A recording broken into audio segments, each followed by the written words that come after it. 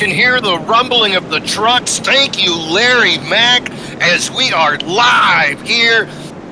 Bonfire Racing League, Big Trucking Tuesday, Race 17 here at Talladega, Championship Tuesday, as these final four drivers are going to figure out who's going to take home that truck. I'm G-Money, and I'm here live with my broadcast partner, Snage. Snage, how we doing tonight?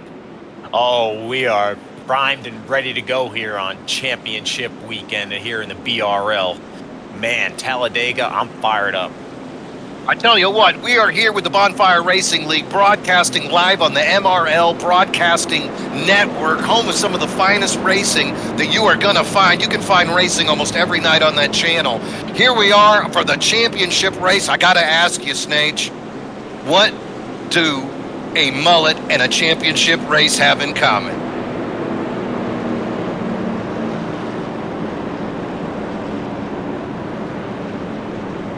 No idea at all, sir. You're going to get business in the front and party in the back, because those front four are going to be fighting like it's a corporate boardroom, and all the guys in the back are looking to ruin the party. Who's the top four we're looking at today, Snage? Who's trying to take home that trophy? Well, our championship four is going to have AJ Benesh, Nick Mills, David Owens, and Joseph Volpus, all vying for that precious championship trophy here in this prestigious event here in the Bonfire Racing League. I'll tell you what, AJ Benesh, this guy has been known to win a few races. He's got 5 wins this season. He's in his 3rd championship 4 appearance in his 6th season. This guy is money. And if you're going to ask me to put down money on somebody today, he's going to be the guy. Well, we'll dive into our Championship 4 and those that just missed the Championship 4, but they're ready to go here in the Geico Racing Zone, and they're off. Justin White's going to come around in the number 2 Cops truck, and he's going to lead him into turn 1 on the inside lane, looking strong. Got Sam Milliken here in 2nd place. That was a quarter in 3rd. Looks like you have a lovely restart here. Everybody fired off clean here. Just going to get up to speed. Takes about a full lap or so to get up to full speed here in these trucks here in Talladega. Hey, don't forget that 4th position, Maurer. That guy's got 1 win this year. He just won last week. And so he's also looking to be a spoiler. Every one of these drivers would love to get that Ross Chastain win. They might not get the championship, and no one will remember their name, but they'll take that win. Who's going to play spoiler today? We have 74 laps here at Talladega. It's anybody's guess. A super speedway for a championship race. They must be out of their minds here in the BRL. Justin White still in the lead on that inside lane. You can see him 3 deep, side by side. There's a slight break, and then we still see him running deep all the way back. Where are our championship drivers hiding at right now? It looks like you have Joe Volpus there in 7th place. You have Nick Mills there in 8th. You know, there might be different strategies here at play. Do you race up in the front, or do you lay back and stay towards the rear and avoid the trouble? Oh, it's a good question. You know, that quick repair, that fast repair that's so popular in iRacing, not in effect today. If you are involved in that big one, you're out of this thing. And if you're one of the final 4, you're out of the championship. So it's a great question. How do you play this? You hide in the back, you still might get caught up. Yeah, the super speedway racing, it's the big wild card. It's a bunch of what-if scenarios. There is no perfect strategy here because anything can happen at any time. Right now we're looking at that 15 of Alex McWhorter on the outside. The 15 Chevrolet running strong, that outside lane trying to take the advantage. But once again, we see the number 2 Toyota of Justin White pushing hard. These guys are running deep, side by side, all the way back. Side by side racing here live with the BRL. Big Trucking Tuesday championship race here at Talladega. Sam Milliken giving Justin White a really good push on that bottom line. High line is somewhat formed, but they don't have as many here to keep the momentum going there. Just doing a little side draft to try to keep pace. Yeah, Sam Milliken, you know, he's the best of the rest leader right now. He wasn't exactly in any of that championship points, but he was one of the fastest here. And you can see him right there, the 2002 C-Team Baseball's most improved from North High School. I'll tell you what, these stats we get off these bios, very exciting as we see iRacing get more and more intricate. Justin White still leading here on lap 4. It looks like they're just keeping things clean, just trying to feel each other out, just adapt to the track conditions here, and just waiting. We're here at lap 474. There's plenty of time to go. You can typically go about 24 to 26 laps on a full fuel run here. So, you know, they're just going to be trying to pace it out and try to have the right strategy to be there at the end. Tires won't necessarily be the hot commodity, as you would think in other tracks, so they can go and just take fuel only here on a pit cycle and try to save as much time in those pits. Oh boy, look at that. You got one of those 3-digit numbers. Maurer, last week's winner, now forcing his way up into the front row outside of White. You know, he's keeping that 3-digit number out of his choice. He's not a rookie driver. He just likes the novelty of having the 3 numbers. Nate Maurer out of Amish country, Pennsylvania, Big Trucking Tuesday Season 8 here, and he's going to have something to say before all this is said and done, as he wants to be there in the front. Oh, absolutely. The guy just won last week in Phoenix, so you know he's on a roll. But speaking of guys that are on a roll, AJ Benesh, one of our championship 4, he won the 2 races prior to that, and I'm expecting him to make an appearance here in the front very, very soon as we continue to see some racing. And there's Bennett now as we look back out of Wisconsin in Season 8 of his truck career. 88 starts, 19 wins, still looking for that first elusive championship, as his best finish was second back in season number 3. 5 truck looking rather stout tonight. Got a lovely scheme on there for the Cheesehead. Like I say, he's been one of the veterans here in the BRL, running many seasons. You know, why not get another championship here? You got to try to fight up. Right now, as we're looking for our championship 4 drivers, Mills is the first one that we're going to see in 7th place. And after that, it kind of fades back. Another truck I'd like to keep an eye on, Snage, is that 97 of Linot. He got pushed out of the draft up high, causing it to go 3 wide for a minute. And I bet you he's going to want to have a little bit of a conversation with somebody when he gets back up in it. Yeah, you know, you're definitely going to keep an eye on who you work with and who you avoid there, and I'm sure that's going to remain in his memory when he gets up there again. I'm sure he'd like to repay the favor. Absolutely. There's no excuses and no apologies here on Championship Tuesday. Lap 7.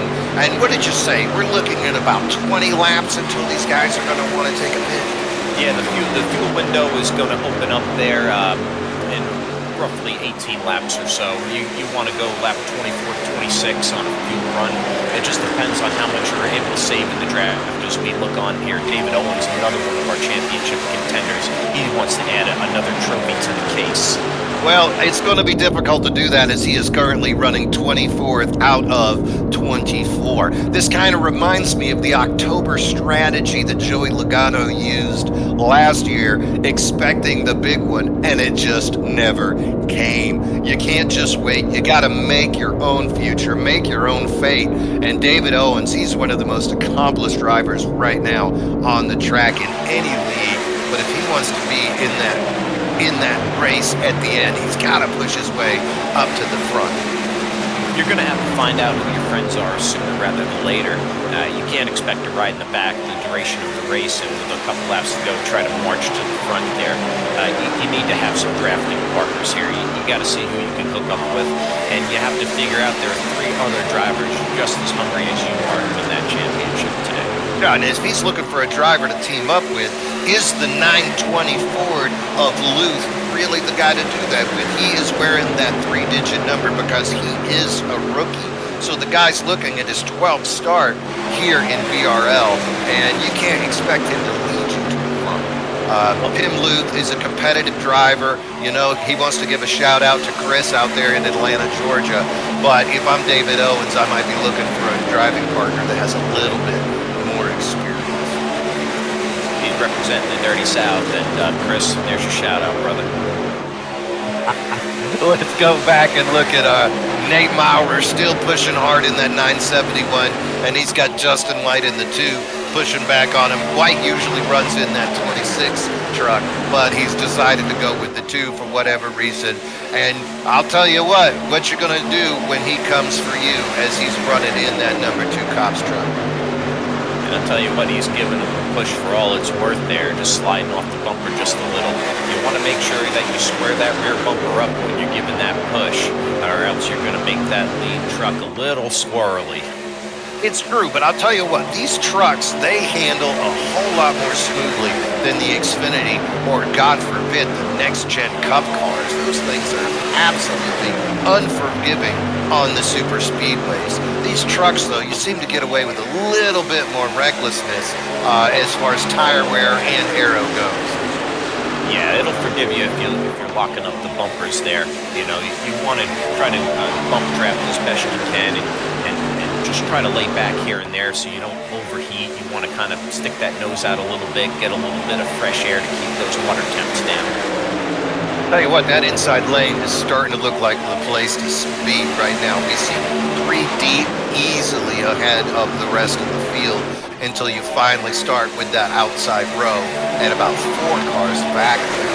And we're starting to see stragglers as you go back to about 6 rows deep. We don't really have a well-defined second line here, just about 4 or 5 trucks there in tow. The bottom is definitely more formed. There seem to be 2 separate packs there. You have a front cluster there, and then you have just a bunch of single file racing behind it. Like we stated earlier, it just looks like you're just feeling out the track, just riding along for a little while. You don't want to put yourself in a sticky situation too early, but at the same time, you don't want to put yourself to sleep just riding behind somebody. No, and talking of sticky and slippery, let's talk about those tires. We're about 12 laps into this run. You're talking about taking a pit at around 20 or so for gas. What about those tires? I'm more of a Heat 5 racer in my background, not as familiar with the wear and tear on these tires. See, what's going to happen with these tires when they come into that pit stop? Well, let me introduce you to iRacing G-Money. It's a little bit different than the console side that many of us have come from or have dabbled in.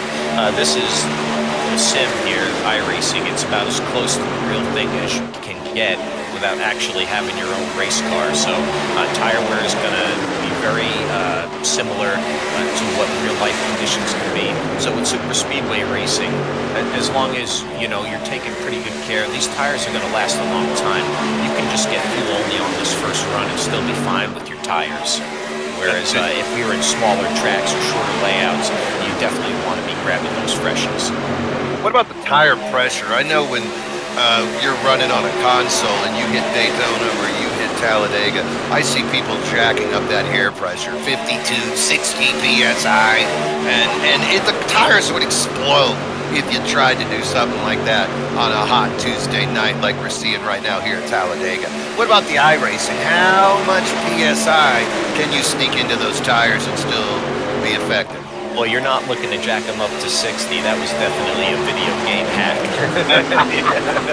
You definitely want to run them a little bit lower than that, or else you're going to have a road full of trouble on your hands. Hey, I will say this, though. I talked to my good friend Ross Chastain, and he said sometimes those video hacks pay off.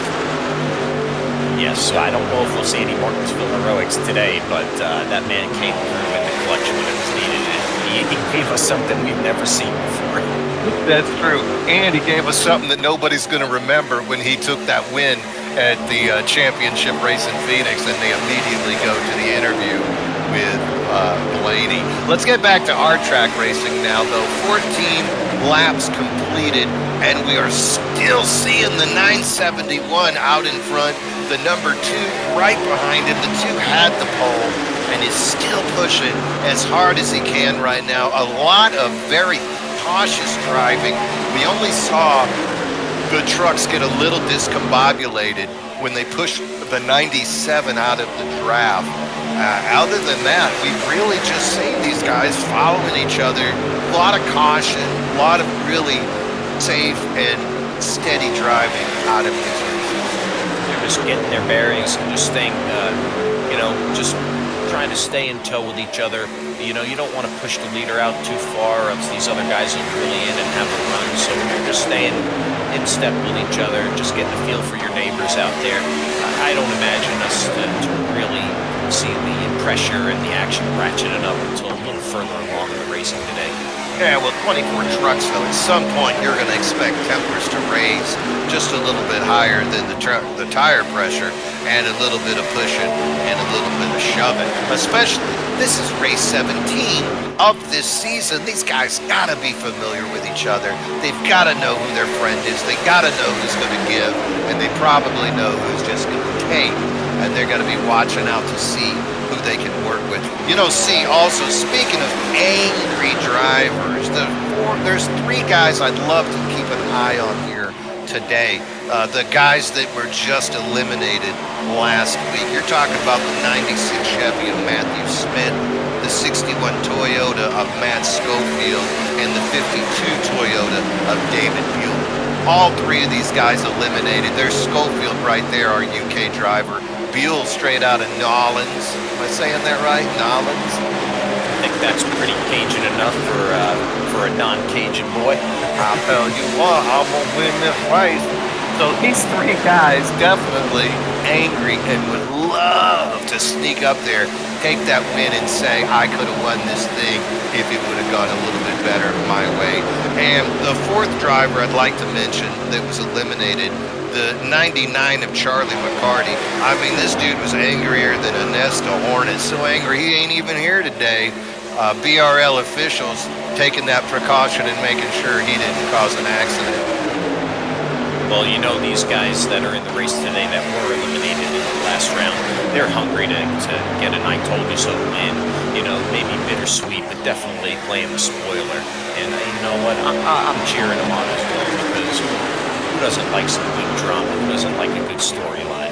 I mean, you got 24 trucks here. All of these men have won at some point in their career. All of them have won a championship, got a plaque on their wall from some level of racing. They're not here by accident. And all it takes is a little bit of driving and a little bit of super speedway luck, and they could find themselves on that inside rail coming out of turn 4 on lap 74.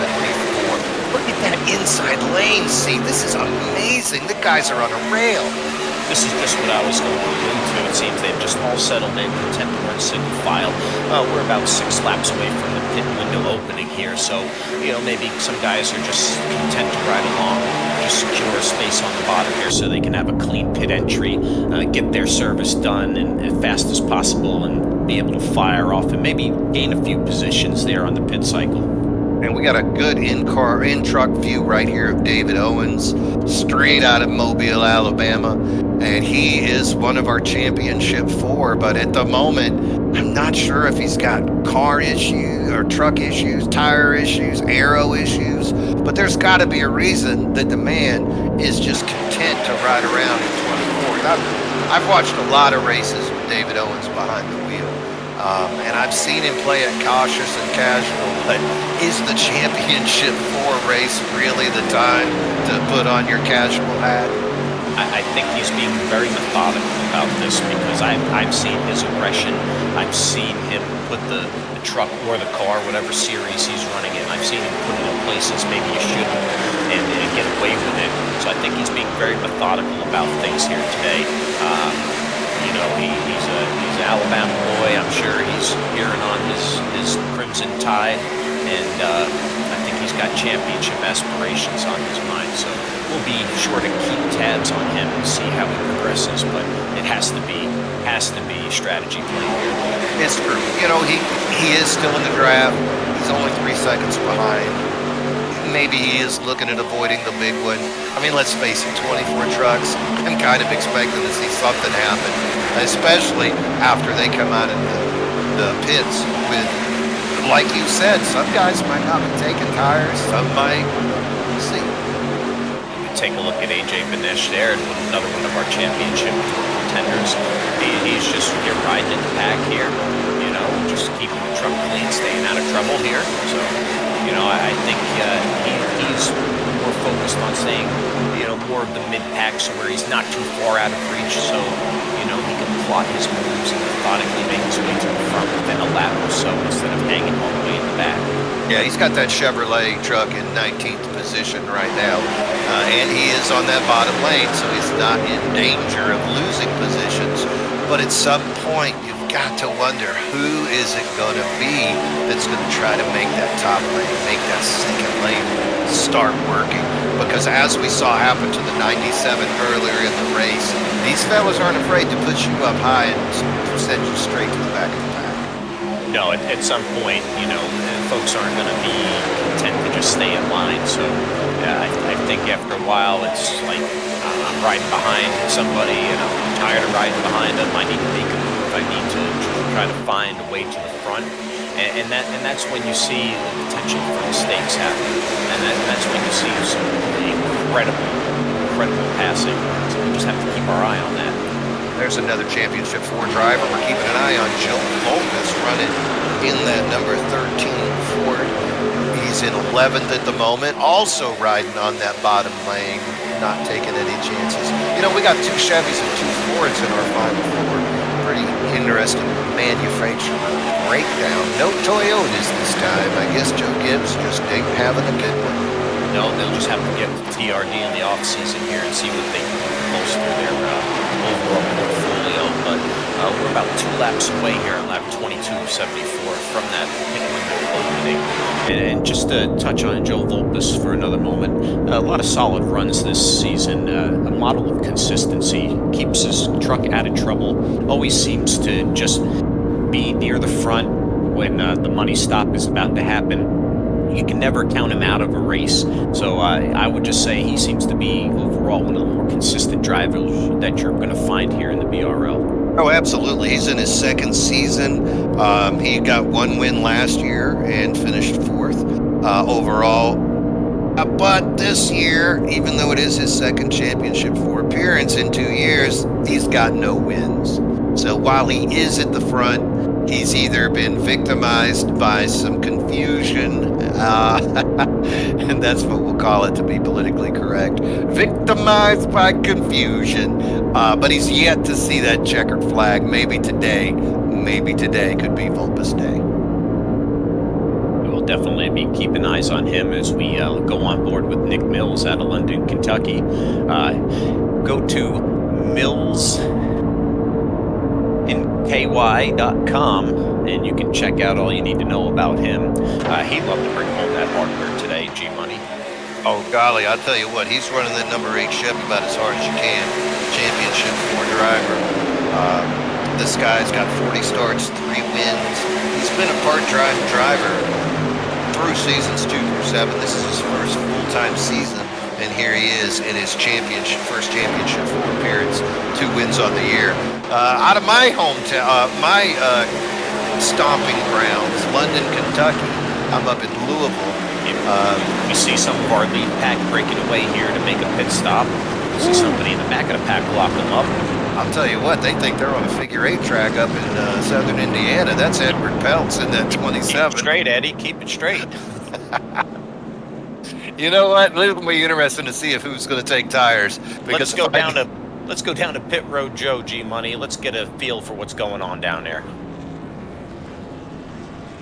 Got a bunch of fuel-only stops here. 2 cans of fuel going here into the 971 of Nate Maurer.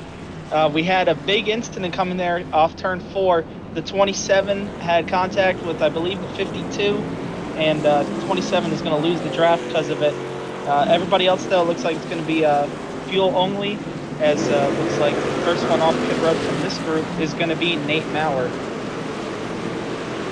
Nate Maurer coming out first. I'll tell you what, that guy won last week at Phoenix, and he's got a lot to prove. He'd sure like to stick another one right in the craw of those final 4 drivers. Matthew Smith right there in the 96 also coming out.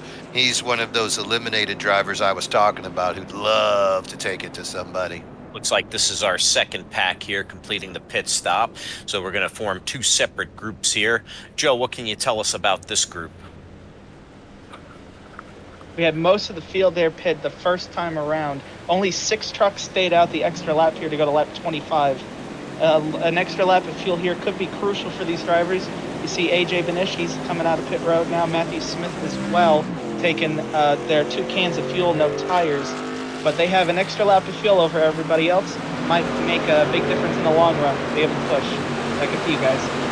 He's talking about fuel, but I'm thinking about the short pit, which enables you to run a little bit faster than the other guy. We'll see how it all evens out after a couple more laps and these guys get all back together. Like a little more truck break away from that first group that pitted there. We have White in the 2 truck there. He's going to be at the point with Nate Maurer giving him a good shove. Nick Mills in 3rd, and followed by McGivern in 4th, and Joe Volpus in 5th place. Mills and Volpus, we're starting to see the championship 4 start to rear their ugly heads. And speaking of ugly heads, there he is, David Owens, into the top 10 with that number 11 truck. You thought he was going to be in the back? No, sirree, Bob. He's going to get right up into that draft, stick his nose where it belongs, which is in the top of the field. You figure we're a third of the way through. I think he was just driving on that first fuel run, just to get a feel for the track, just to get a gauge on how everybody was pushing their truck. And like I said, as we get closer, I know he's going to be a factor. So here we are, lap 27 of 74. Still got a couple more green flags down the pit stops down the road as we're watching this front 4 trying to pull away. But if you look at that second group, they got more trucks, more mass, and as you know, mass and velocity equal speed, and they're going to catch up. Absolutely. I'm no expert there, but more trucks are going to be superior to fewer trucks any day, especially in the late traffic. Good racing here. Still, no serious incidents except for that little spin we saw from 27, but he gained control going into the pits. But other than that, there he is, Edward Peltz, not going to catch up to the draft after that rough entrance. Sadly, he's going to need a caution or something to break his way, because he's going to lose time quickly, and before you know it, he'll be lapped. Yeah, that is an unfortunate reality of these super speedways, is if you don't have partners, you're going to get passed.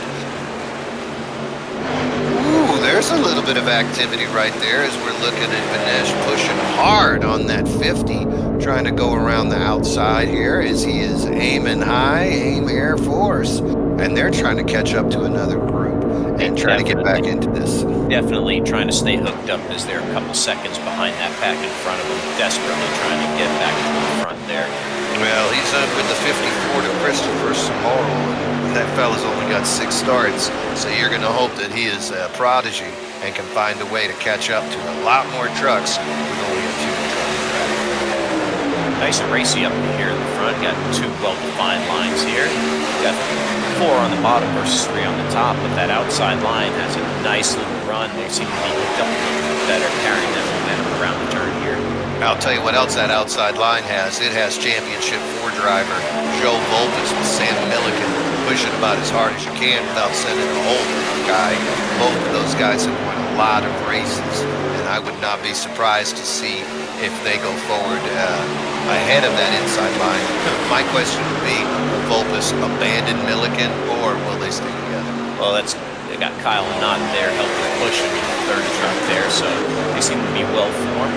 But White and Maurer definitely will have something to say about that, with Mills giving them the shove on the bottom. You know, I didn't really get a good look at the replay to see who was the person that left Lynott out to dry. And he's making it 3 wide here. A very curious move. It really is, and that really puts Volpus out on the outside by himself with Milliken. And oh, Kyle Lynott, he went for the big move, and guess what? You got no friends in the middle, my friend. They call him Pop. I wonder if he's trying to be daddy out there. Well, when you're in the middle of 3 lanes, you're nobody's daddy. You're looking for a sugar mama because there's somebody needs to carry you. Roger that, sir. As we see James White there in the lead. With now in 2nd place. That 2 truck has just been fast all day long. He showed up, he took the pole, and he continues to dominate as we see 4 of them on that inside trying to make a little breakaway, and that outside lane is just scattered. he's definitely on rails. He's been able to hold the bottom, just basically glued along the lines like he was the AI in a video game. Very precision, very well executed. Right now we see this lead group all going nose to tail, or A to B if you'd like to call it that, and just starting to pull away from that second group. Might not be a bad idea to just get some distance here and preserve your position. Yeah, I mean, I would think that they would have communicated it better to form up and just try to break away, because if you could put a sizable gap between you and the second pack, that opens up a lot of possibilities and a lot of flexibility with your pit window. So we'll see if they decide to stay in lockstep here and break away, or if they decide to get racy again. Well, you got Mills in third, Opus in 8th, Owens in 9th. So you got 3 of your championship drivers right there in that lead group. And you know darn well they would love to leave behind that 4th driver and not even have to worry about him unless we find a caution. And that 4th driver, he could find himself odd man out real fast. AJ Benesh desperately pushing the 50 truck there. Looks like they've got a helper behind them. So they're desperately trying to form something, at least try to keep within stone's throw of that front pack. Really unfortunate to see the most veteran of the championship force suffering so much, but that's why those pit stops are so important. You know, iRacing, it's not like that console, ladies and gentlemen. You're not just trying to make sure you don't speed and hit that line. You got to not speed, and then you got to control your truck in the pit. And you got to find your pit stall, and then you've got to come out and not speed again. Much more going into that, and a lot more room for error entering and exiting. Yes, you could say shoulda, woulda, coulda all day long. There are pros and cons to pitting with a larger pack, or going extra lap and pitting with a smaller pack for safety concerns and lessen your risk of an incident. But if you don't get that execution that you pit with, you could be finding yourself in a position like Edward Peltz is right now, about to get swallowed up by the leaders here. That poor man, I'm not sure. I didn't see the result of that, but according to Pit Brother Joe, that was just a racing incident. But that bump was enough to cost him position. But hey, if he can hook up with these fellas, he's going to stay with that group. And if when we see a caution, he'd be the lucky dog, and the guy's right back in this. He's going to have to be careful here, because they're going to blow his doors off, so he's going to really need to fall in line quickly. Well, he's on that outside lane. Kudos to him for kind of following etiquette on the best way to let these faster guys get by. That inside lane is clearly the preferred lane, and so good driving right there by the 27, letting these trucks go by on the inside. Absolute professional move here. So we see our lead group here. We have a 10-truck breakaway there with Peltz trying to lock onto the back of that as the caboose here. Lap 35 of 74 here in the BRL Championship race in Talladega. We are looking at that 10-truck breakaway. It's got 3 of the championship 4 drivers in it.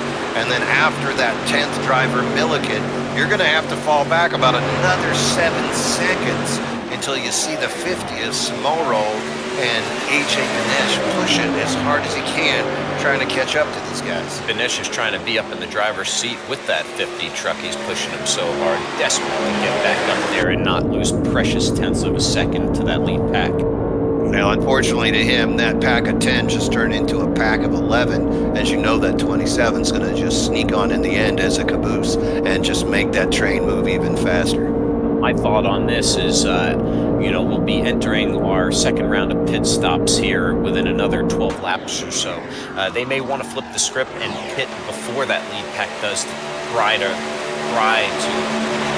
get closer to them and hopefully link back up with that lead pack.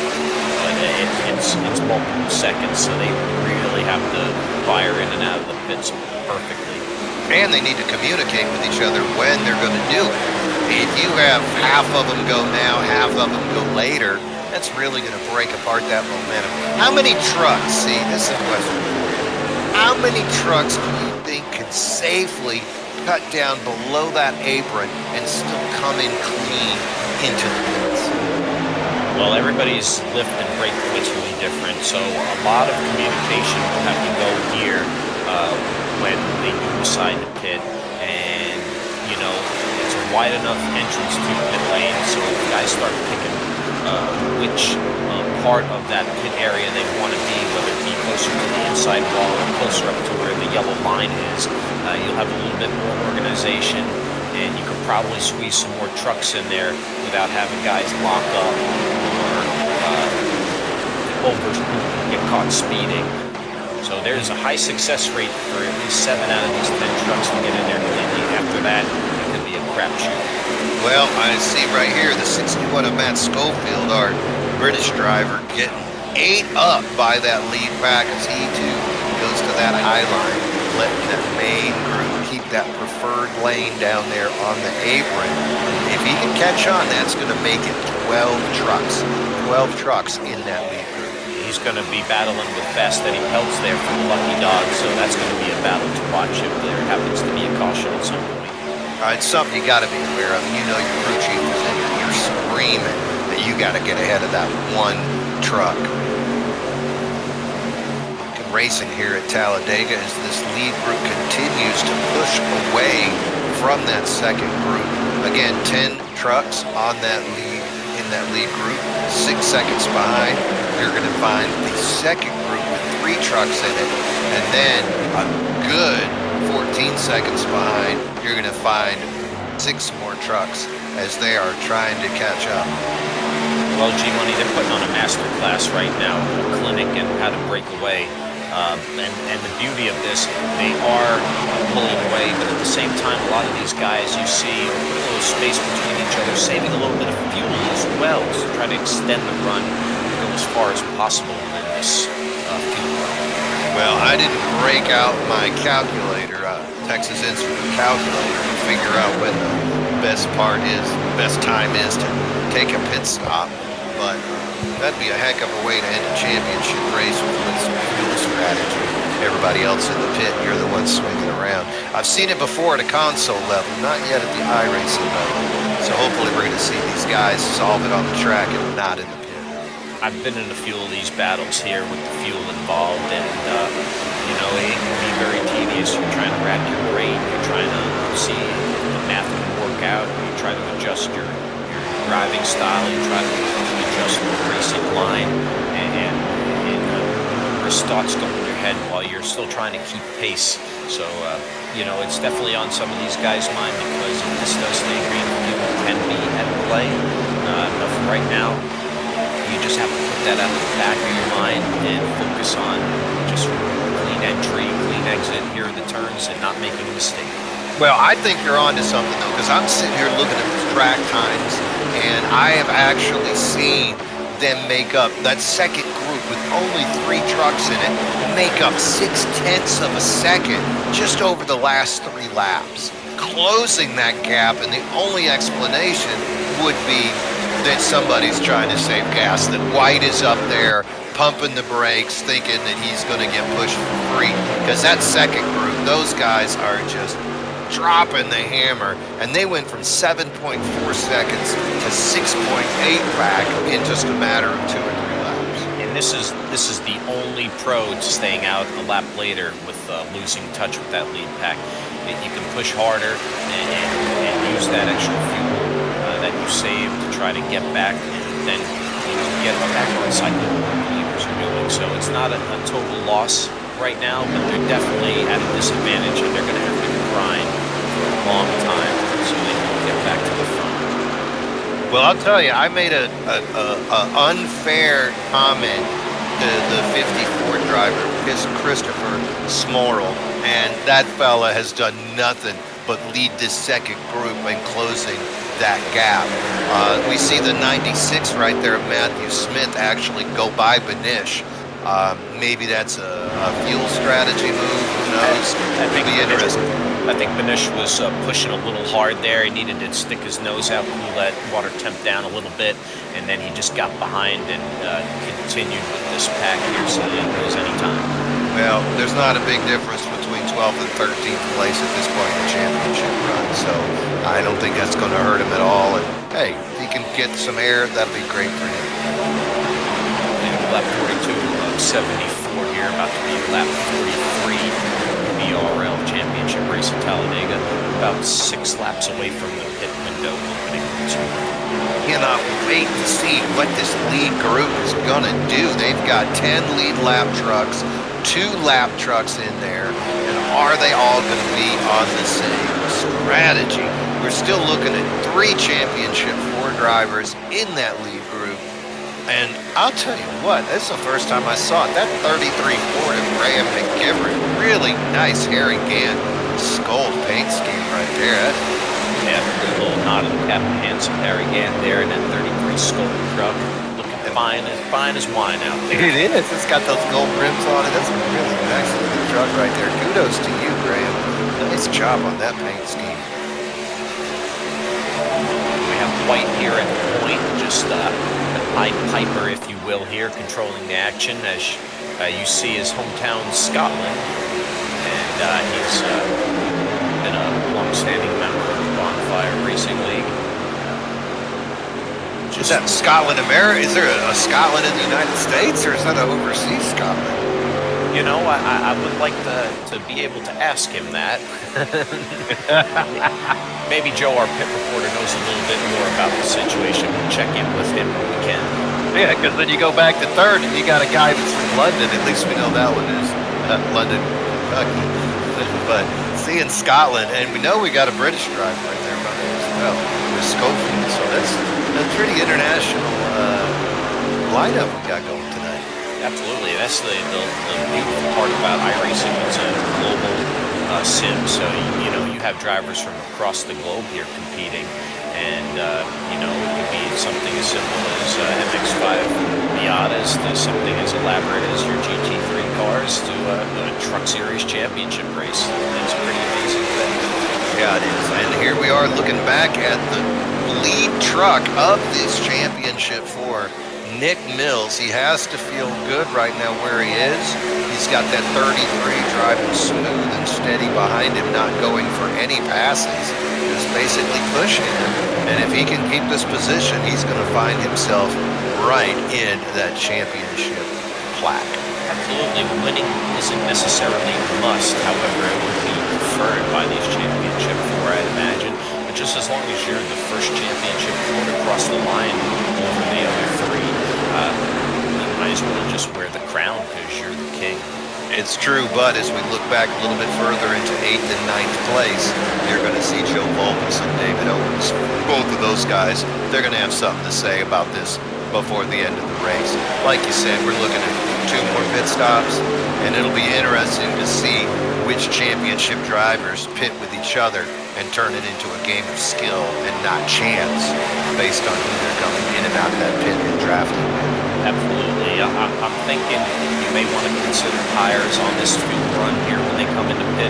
We'll see if some do 2, some do 4. I don't believe they can stretch it out without taking tires as we continue to go green here. So I'm very curious to see how the pit strategies will unfold as we inch ever closer to that window. Speaking of strategy, would you prefer to take tires on that green, or would you want to take them on the yellow? The yellow, you're guaranteed to lose spots, but on the green, you might lose the draft. So it really is a risk-reward situation.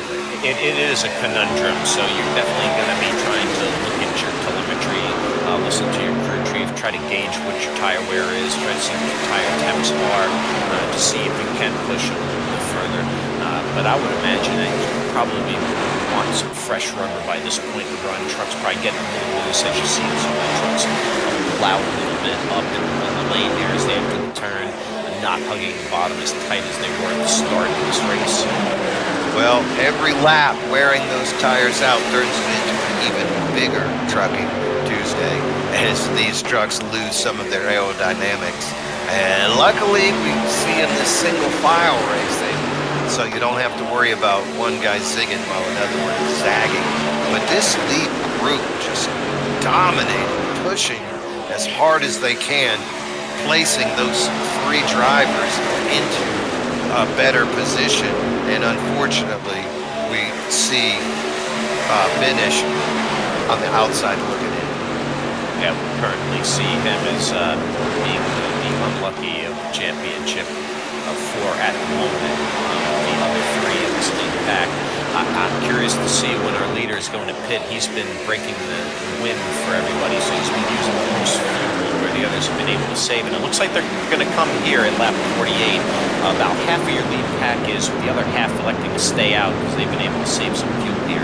So let's go down to Joe, our pit road reporter, and see what's going to happen on this pit site.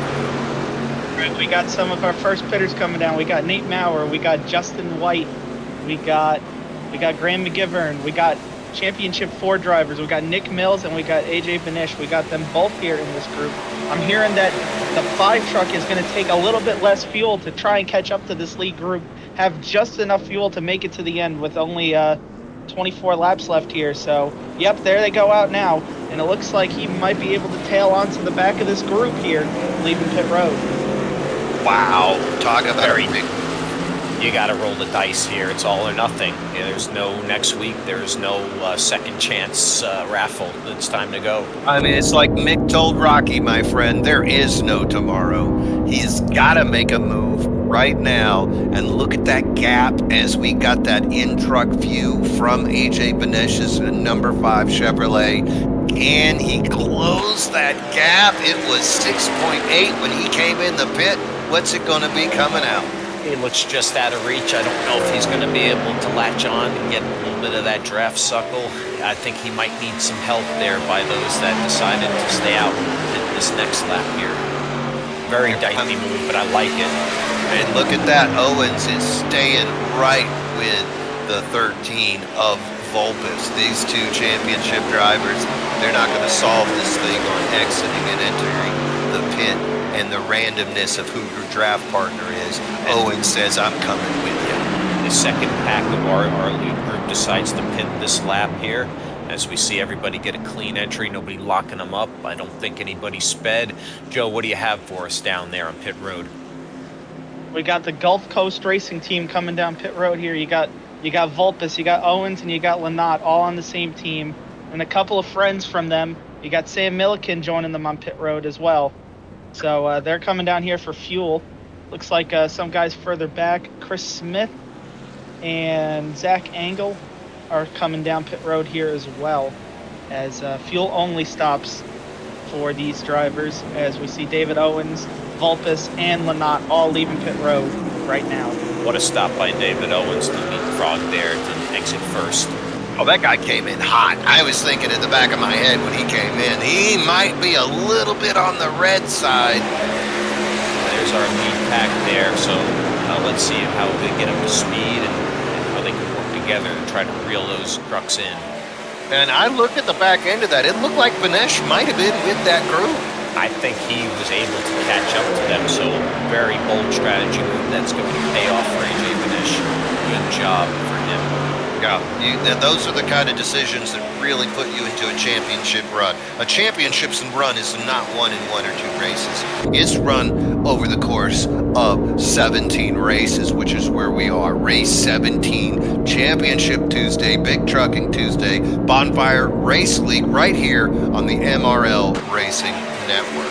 They were just on board there with David Owens and then Joe Vulpes there in the back, trying to latch on to that draft there so they can try to work together and catch that lead group here. Well, this doesn't look good for Vulpes. There is a lot of space in front of him right now. How did he lose Owens? Do we have a report on what happened, Joe? He kind of just seems to be a little bit behind. We have a bunch of reports here on pit road.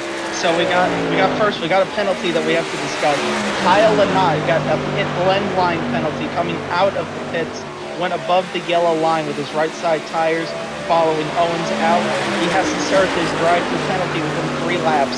He's going to try and push Owens back up to that lead group before he has to pit for his penalty, so he doesn't get disqualified.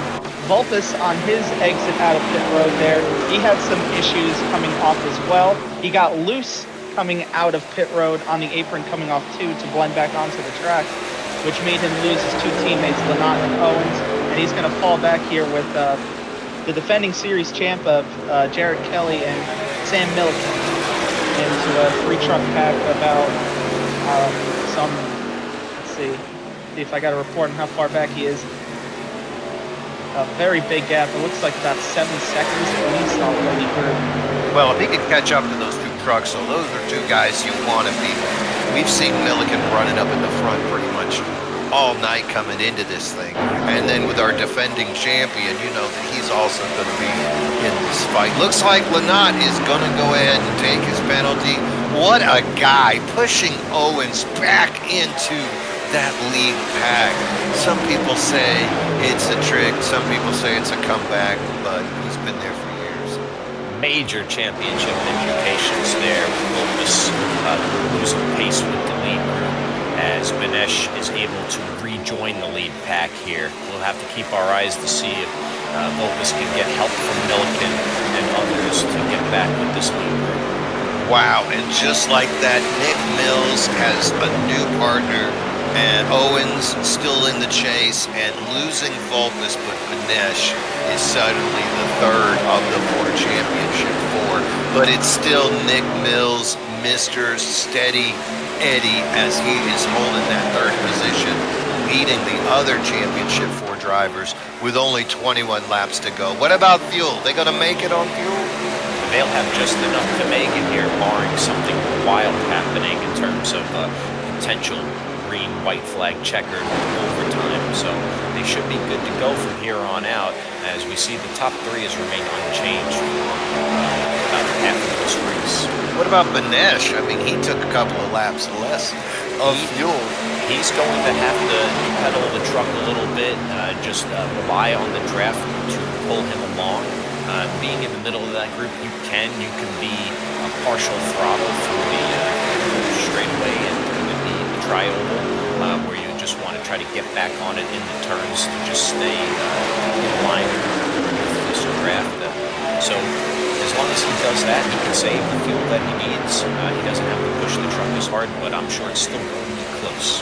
Yeah, it looks like, I'm not going to say they're trying to save fuel, but that second group with Vulpes trying to chase them down about 6.4, 6.3 seconds behind, those guys aren't saving any fuel. They are dropping the hammer.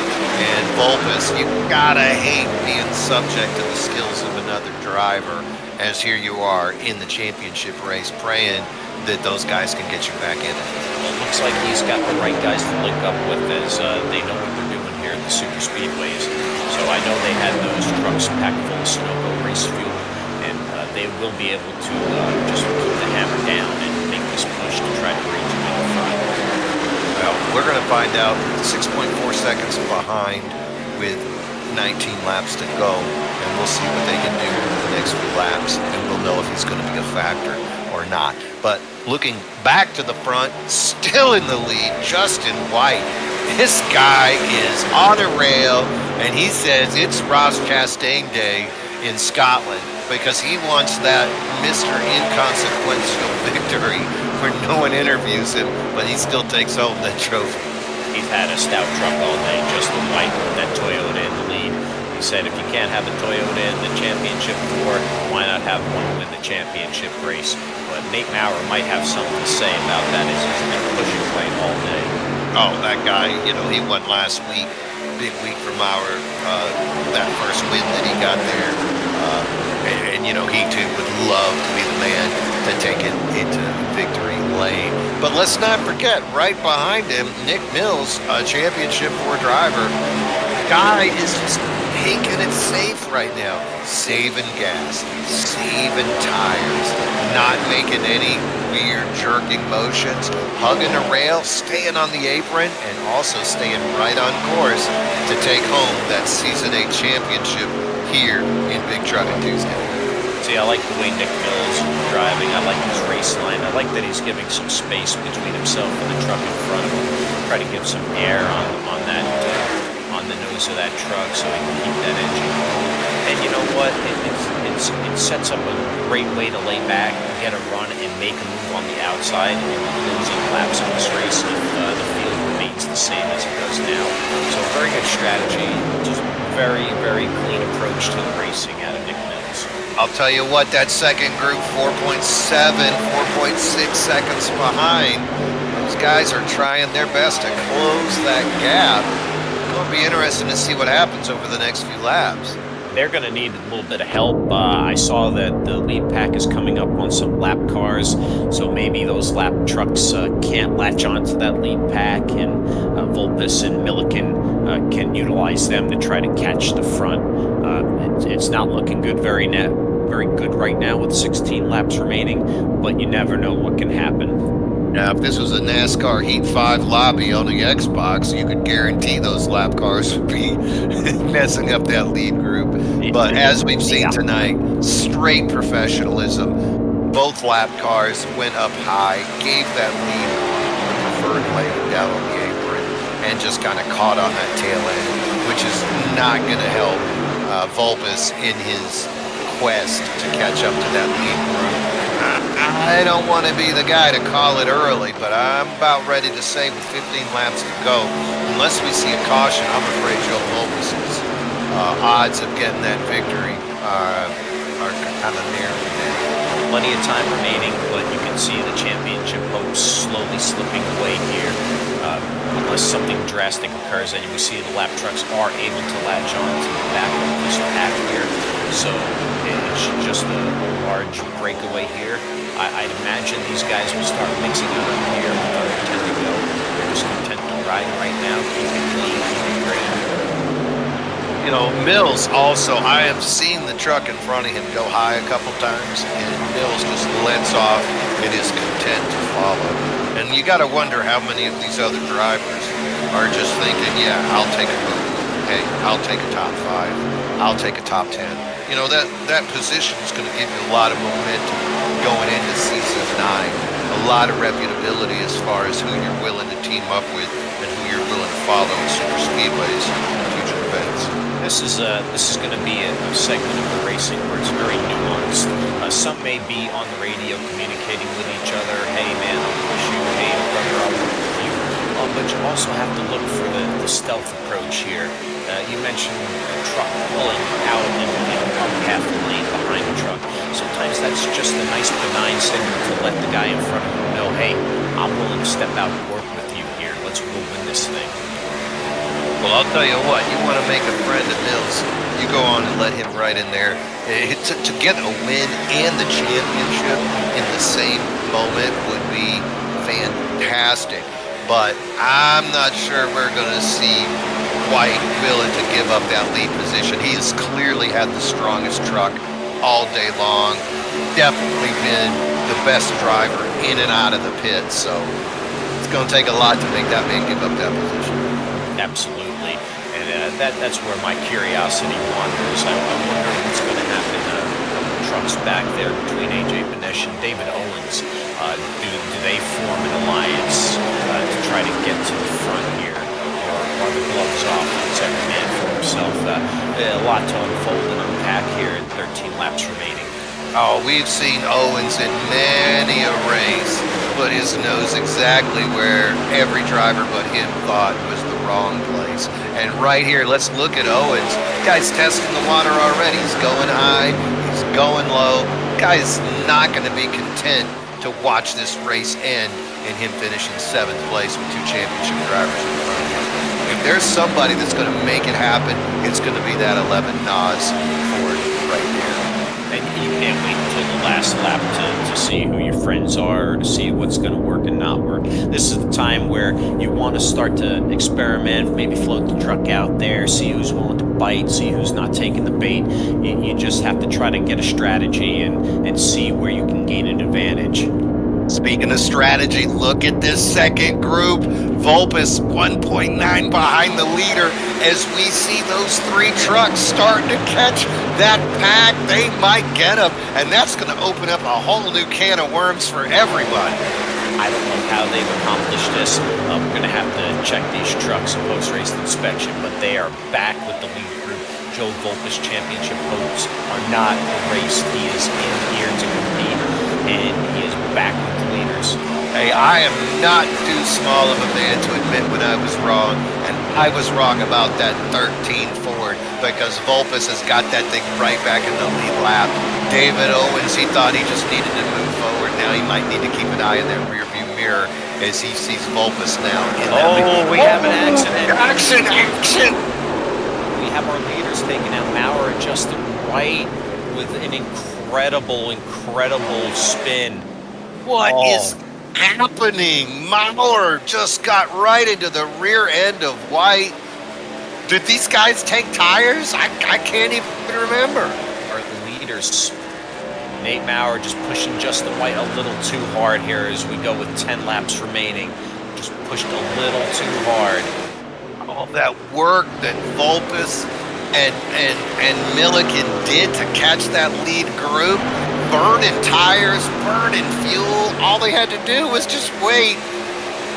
Doug Neal, he inherits the lead with David Owens behind pushing him. Nick Mills trying to side draft on the outside in third.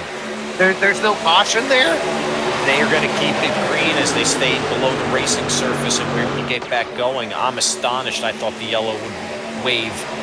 Unbelievable. 10 laps to go here in the championship. Big Trucking Tuesday, Bonfire Racing League, live on MRL Broadcasting Network. And these guys are just fighting for it. Look at Owen sticking his nose where it goes. And he's got... Four of the top five are our championship four drivers. Doug Neal is saying, guys, let's just keep it clean. Don't wipe me out. I'd like to get a win here. He wants to be the Ross Chastain of the day. Look at Vulpes trying a new lane, going high. Got Mills on the inside of him. Will he get that push? He's trying to get that number 91 to work with him, but I don't see Durham.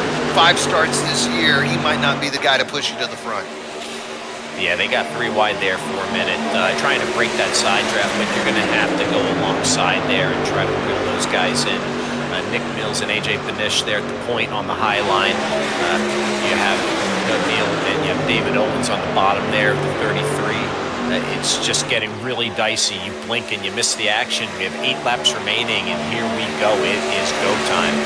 I'll tell you what, that Neal running in that double aught down there, he was the cleanest driver of the year, but it's not the one you got to worry about. It's David Owens pushing hard. You got Benish on the outside, Mills pushing him as hard as you can, and that sexy 33 Hannah Gant memorial car right behind. Yeah, things are definitely picking up here. Business is picking up. Nick Mills, Joe Vulpes, David Owens, AJ Benish, championship 4 here with 7 laps to go at Talladega.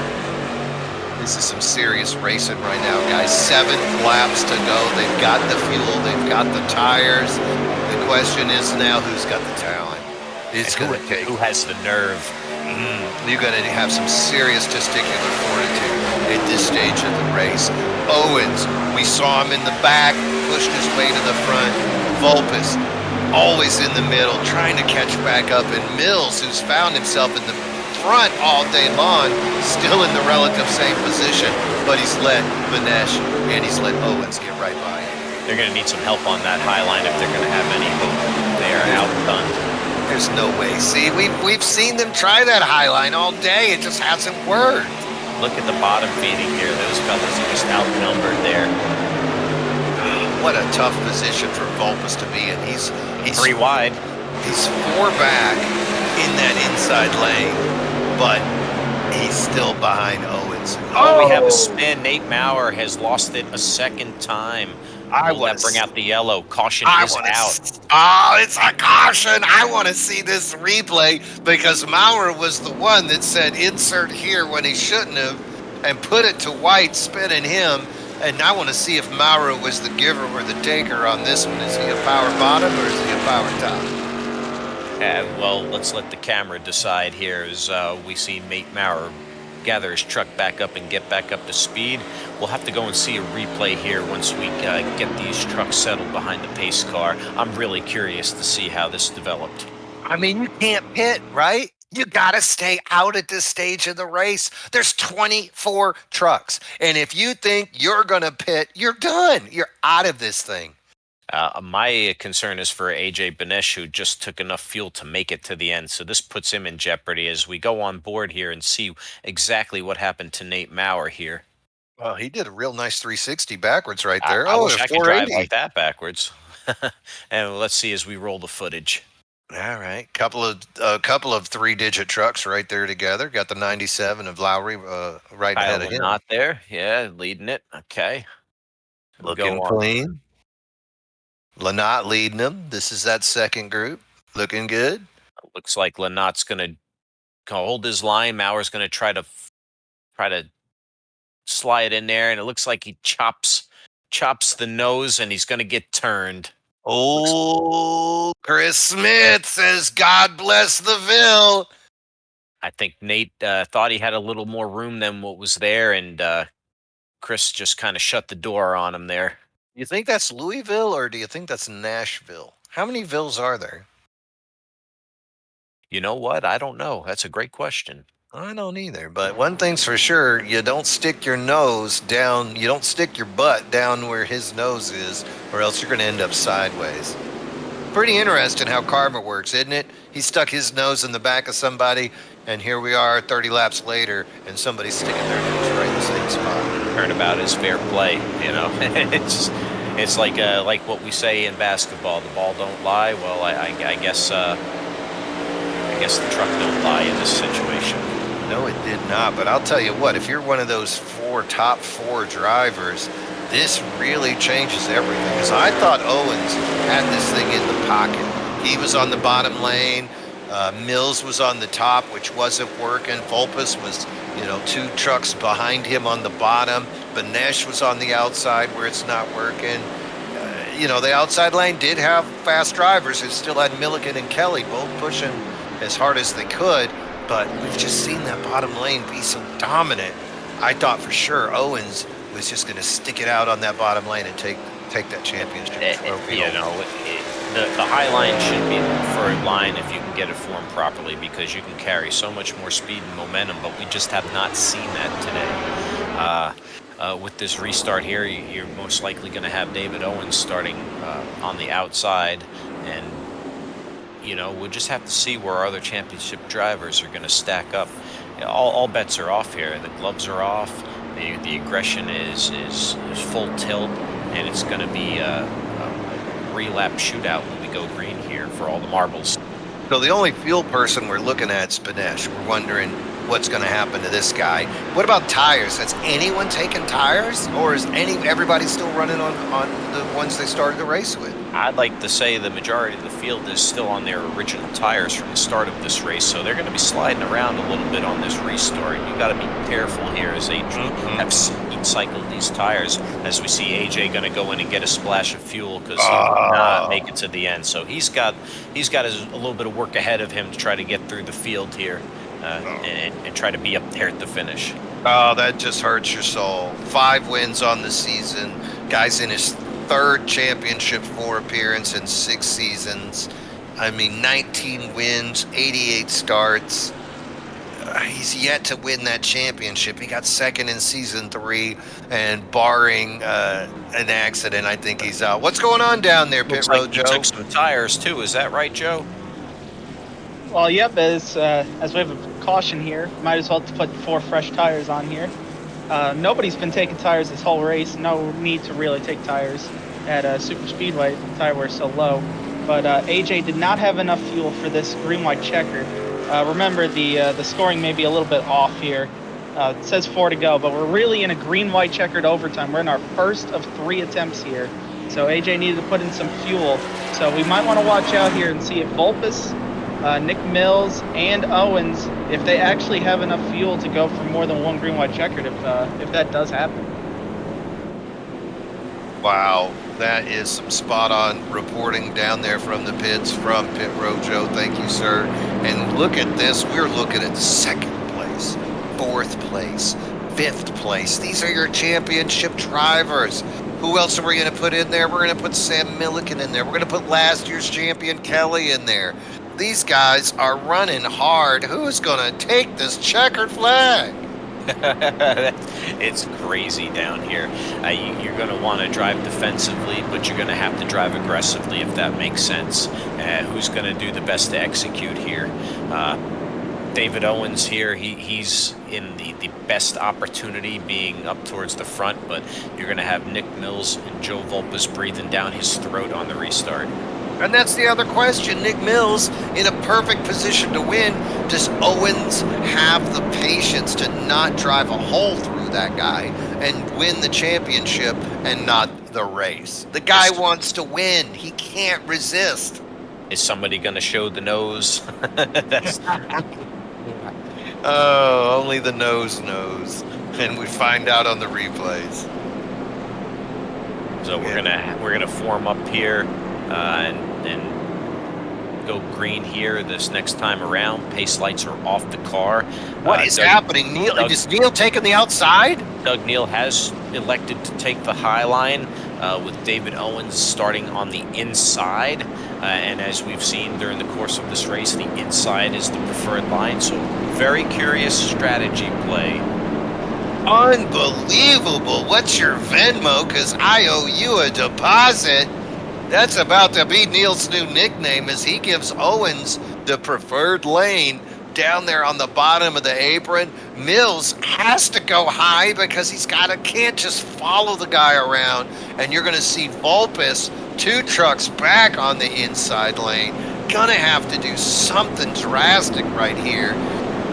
You know, Volpus not usually the most aggressive driver, but this is the final race of the season. I see there's going to be a lot of pushing and shoving on this bottom line, but if you take note to the high line, there are some really good hired guns up there. You're going to have Doug Neal at the point. You're going to have Nick Mills, who's hungry for the championship, pushing him. And then you're going to have Sam Milliken behind him. So the outside does have a shot here. We'll see what AJ Benesh can do here on the restart to try to gobble up some positions and jockey and get a run here on the white flag lap. Just have to have everything go right in this scenario as he's at a disadvantage. Wow, David Owens handed the bottom lane on this restart. He's got that 33 of Graham McGivern to push real hard. Right behind him, Volpus, and right behind him is last year's season champion. That bottom lane, I don't see them losing it, but let's find out. You got to finish the race. Pace car pulling off, enter the Geico restart zone for maybe the final time here in the BRL Championship race in Talladega, and they are going green. Oh my word, here we go, side-by-side racing, 24 truck deep. Oh, and a little bit of a wiggle as Owens didn't get the quickest start that you could possibly get, and McGivern looked down below. Neal cuts down sharp to take the lead. Doug Neal shuts the door. David Owens had a little wheel spin on that restart. Nick Mills side drafting him like he's never side drafted before to not slide back. He needs help up top. Oh, and look at Owens. He is not afraid to put the right side of his truck into the left side of your truck to keep you behind as he is pushing Neal to the front, getting a little bit of space. No organization on the high line as we see the bottom line, the dominant line pulling away. David Owens just needs to hold serve here. He's our champion, and Doug Neal is our race winner. We have 1.5 laps to go. Let's see what shakes out.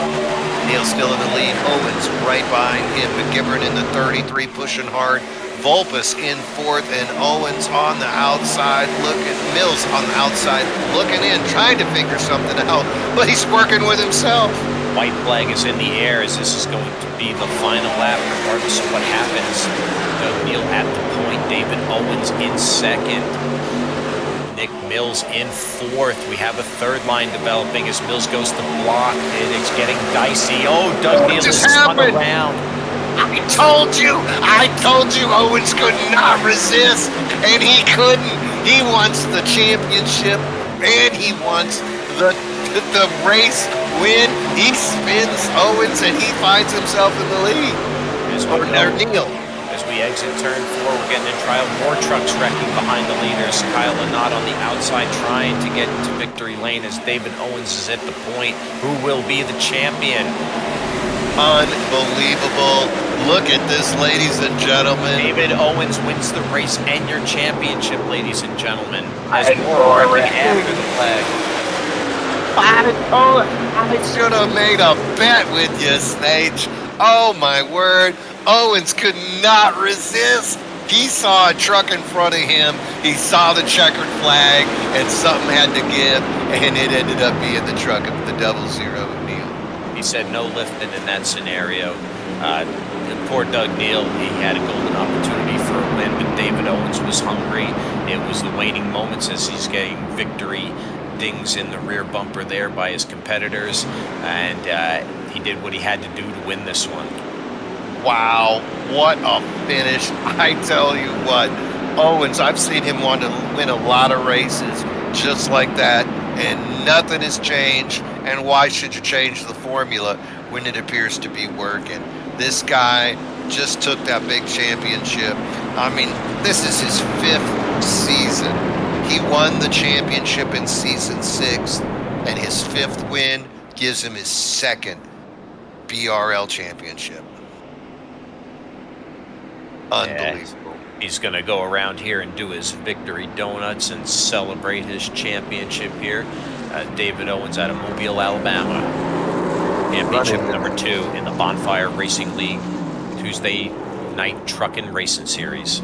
What an amazing race. Oh, and he gets a little bump, a double bump. What is this? Is this a tandem? It's your runner-up Kyle Lynott telling him, hey man, I wanted to win that thing, but you're the champion. Congratulations, brother. Well, if Lynott would have wanted to win that thing, he probably should have wrecked Owens, and then maybe he would have had a shot. What a great race, Nate. This has been a pleasure. What an exciting finish. Just an awesome series to cover. Just great super speedway racing. The guys kept it clean, and you know what? They turned up the excitement when it counted, and it was a pleasure to be a part of this broadcast tonight. What a great race. Absolutely. Nothing but love coming to these drivers from the fans. As you see your top 3 finishers right there just burning it out as the flag man goes crazy, waving that flag. What a night. Seeing a champion crowned here in Season 8 for BRL broadcast live here on the MRL Racing Network. I'm G-Money. This is Snage coming to you live from the broadcast booth. Joe in the pits, what do you got down there, buddy? We're working to see if we can maybe get an interview with your champ here, David Owens. Still working on it, trying to see if we can work out the details on that and get him in there as the GCR Gulf Coast Racing celebrating Kyle Lynott Voltus, even though he didn't win the championship for the 2nd, celebrating with his teammate who won, David Owens here. Well, you got to get his foot off the throttle if you think you're going to interview the guy. He's going to grenade that motor. He needs to take a break and say how he feels about winning a championship with us in the booth here. Yeah, we're working on I'm trying to get him for an interview here. See what we can do. Unbelievable. What a run here. What a run here tonight. I was really impressed with how clean these guys could keep this race. Do you think it was conservative driving, or do you think it was just the level of skill that these guys have after 8 seasons and 17 races this season, the 8th season? It's a combination of both, but I would say it's more skill than anything else.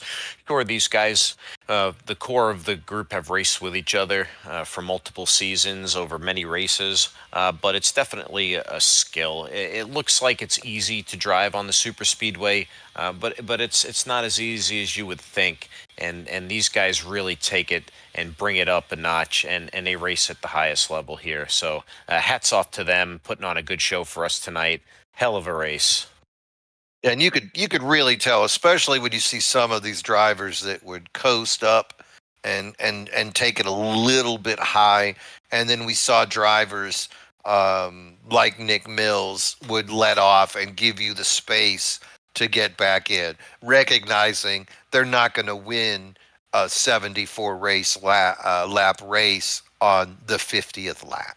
See, They're they understand the difference. You can't win it on lap one. You can't win it on lap 21. You know, it's a little bit of give and take. And early in the race, you got to give more than you take. And as we saw in the waning moments of the race, when it was time to take, these guys were going for it. It was just amazing to watch, especially Owens. The guy ran back in 24th position almost the entire first green flag run.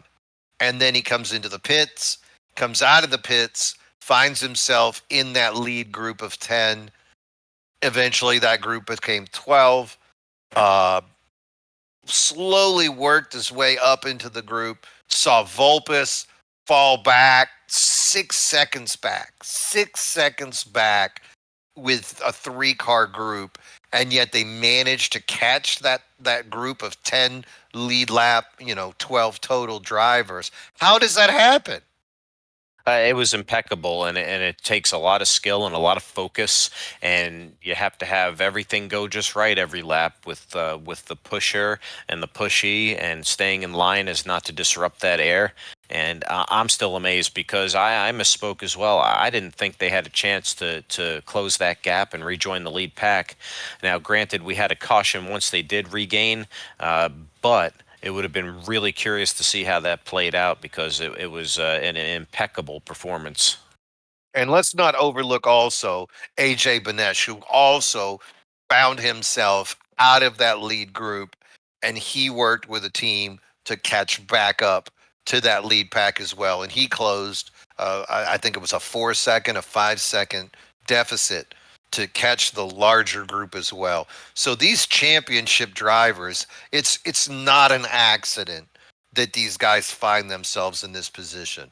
It is a combination of their skill with the truck, but also how they can push another vehicle, how they can work with a group of team of 2 or 3 or 4 trucks to make it go faster and catch right back up to that lead pack. Absolutely. With AJ Benesh there, that may have been the move of the race if we stayed green until the finish. It's a shame a late race caution there ended his hopes, with his fuel predicament. Just the resiliency to stick with it. And to your point about linking up with partners to draft, racing is a very individual sport, although you do have teammates officially and unofficially, but it's quite a way to find that balance between working with the two. Yeah, and the other thing I took away from this race was just how impotent the outside lane was. Usually, when we come to Daytona, when we come to Talladega, I mean, hell, even Atlanta with the new configuration, that second lane is relevant. It is an opportunity for you to move up. But tonight, I really did not see anything except for drivers get pushed up out of the way from that second lane. Absolutely. You hear the Dale line or riding it really up all high, ripping the wall here at Talladega. But it was essentially neutralized. They just couldn't get the numbers to form up the necessary momentum, and it didn't work as you would typically see. So very shocking to see the high line not really develop. It was a very bottom centric race, and to the victor goes the spoils, and David Owens was there when it counted. Absolutely. So once again, David Owens, your season 8 champion, taking his second championship here in BRL. Congratulations to David Owens running in that 11 Ford. Amazing race. I just can't say enough about the skill level of this individual. Also, congratulations to the other Final Four drivers finding themselves right up in the heat of this race. But in the end, your champion in the 11 truck, David Owens.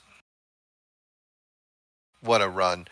Joe, we gonna get David, or has he already got the champagne and the celebration underway? It looks like I might have to give you number two here in the championship as your interview. and have him do a little spokesman work for the champion, who's just so giddy, just so full of joy. And We'll take him, Joe. We'll let David Owens take that NOS Energy Championship shower there. all right, I'll give you Joe Volpus then for interview here for the close of the stream. Joe, this is G Money up in the booth. How you doing, buddy? Oh, doing pretty good. Could be a little better though, huh? Yeah. Could have been a little better there at the end.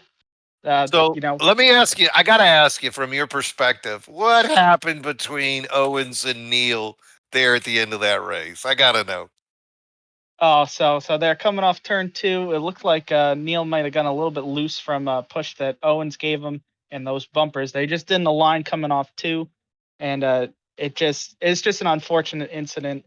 I think Owens was more than fine pushing Doug Neal to a win. He's a really experienced racer here in the series. He was gone for a little bit, and I know Owens was more than content to follow him to second place, because that would have won him the championship as well. And get Doug Neal that win, But what but it about just you? didn't work out that way What for him. about you? The caution came out, which put everybody on equal ground. But how did you make up that gap, that 4 second gap, with your group of three when you were running there with Milliken and that third truck? How did you guys manage to make up that 4 second gap? That was a pretty incredible run. Came off pit road, made a mistake coming out where I lost my two teammates there, Kyle and Owens, and I fell back, and I'm so grateful for the two people I fell back to. Jared the Showboat Kelly, your defending series champion, who every year the championship races here at Talladega, so he was able to pull it out last season. He's always really fast. He's also a broadcaster, just like you guys, for some of these series. Usually does Sundays with Kevin Kyle over on Kevin K Racing. Um, and Sam Milliken, another really fast racer. He's been in championship fours with me and other fast guys here like David Owens and AJ and Nick Mills. So felt really confident with the guys that we had, and we were able to close in. Honestly, that caution coming out was the worst thing that could happen for me. I felt a lot better about my position in the pack if that caution didn't come out. I was about to pass Nick Mills on the inside, so that might have made it a little. So maybe if the caution came out about 2 seconds later and I got around Nick, I would feel differently about it. Well, regardless, I apologize. My condolences on not taking the championship. But Joe, hell of a year, hell of a run, exciting race. Watching you guys close that gap, seeing it work. I wish we could have seen a little bit more on that top side lane. I think it would have made for a little bit more of a exciting finish. But you got to work with the cards. You got to take the cards that you're dealt. And tonight it was that bottom lane that just seemed to be strong. Yeah, I'd like to add in just real quick, since David's not here to talk about his championship, to do a little spokesman work for Gulf Coast Racing. He was real excited about winning the championship. He wanted to go out there and just prove that he's that driver, that he's good enough to hang it with the best of them here in Bonfire. And I feel the same way about myself. I know it's tough on a weekly basis take on drivers such as Nick Mills and AJ and David Buell, and there's a few other guys, Justin White in here, Nate Maurer. He's been racing with us a lot more here on Tuesdays as of late. And there's so many other fast guys and really clean racers in this series. It's so much fun to race with these guys on a weekly basis. I can't wait for the next season to start up. And love for myself, I'd love to get a win. David got his win here to win the championship at the end of the season, so I know he's proud of that result. But I'm hoping I could do my own championship celebration next season, or at least a race win. I mean, it was nice to. It was such a great experience to get that first win in my rookie season. So let me ask you this: Do you Are you signed with Gulf Coast Racing for next year, or are you looking at maybe running with another team? Gulf Coast is definitely my home. Owens and I are full time here on Tuesdays. Kyle Lanat, he's part time on Tuesdays with us, but that Sunday team in the Premier Cup, you got Owens, you got David Brenner, Kyle Lanat, and I just joined this season to be the new fourth wheel on that team, and hopefully one of us can. I think Owens and I are the only two left in the playoff picture over there. Maybe we can try and sweep the championships. I mean, we got a big hill to climb over there. A lot of fast guys over there too, such as Nick Mills. He's over there in that championship four battle, or to make the championship four as well.